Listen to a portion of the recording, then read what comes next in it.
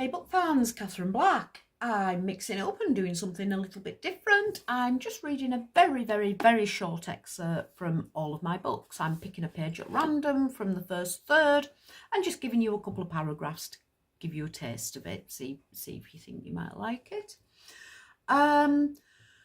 This one may have some profanity in it. I don't think it has. All of my recent books, none of them have very hard profanity. Some of my earlier ones have a little bit, the odd F-bomb, not much, because I decided I don't like it, and it's never been a massive part of me anyway. Why am I waffling? Answer that question, because I don't want to stop and start this again. I do everything in one take. I never do re-edits. And I've just waffled for 30 seconds about nothing. Let's have an excerpt. I can't even say that word. I don't know how it's pronounced.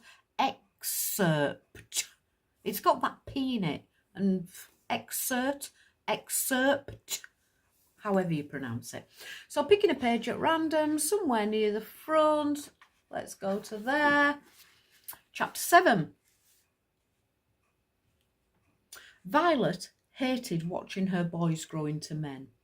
One at a time, they slipped through her fingers and weren't just her boys anymore. They were people in their own right, and she hated that.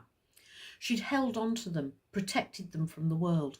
They were projections of her innocent need of firm management.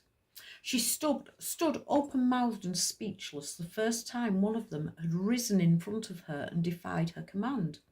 He knew his own mind, that boy of hers. He was the strong one. He was a 15-year-old hippie. The first time he stood, hands on hips, furious points of crimson on his cheeks, and said, "Mother, I will not have time to practice my trombone tonight. I have other plans."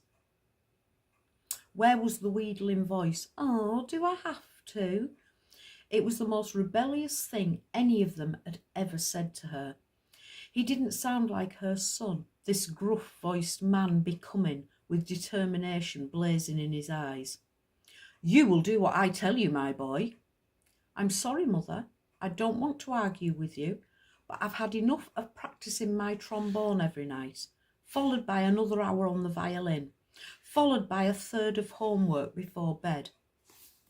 From now on, I'll play when I want to play, if I want to play. I've put in the practice. Since I was 8 years old, I've practiced my music for 2 hours a night, 5 days a week. Surely music is supposed to be a passion, something inside you. I'm coming to detest it. You're driving me to hate music." "How dare you hurl your unfounded accusations? Do you have any idea how much I've spent on you and your brothers so that you can attain the high standard to attain the high standard you have as a competent musician? All I ask is a little hard work in return. I need some dedication from you. Is that too much to wish for? I expect loyalty from my flesh and blood. That awful rock and roll babble that you try and call music is rotting your brain, child." It's the same old tired guilt trip. She knew. She relied on aged material, dredged up every time one of them dared to disagree with her. But it had always worked before. The Last Matriarch by Katherine Black. 5 sons, all with flaws, and one controlling mother.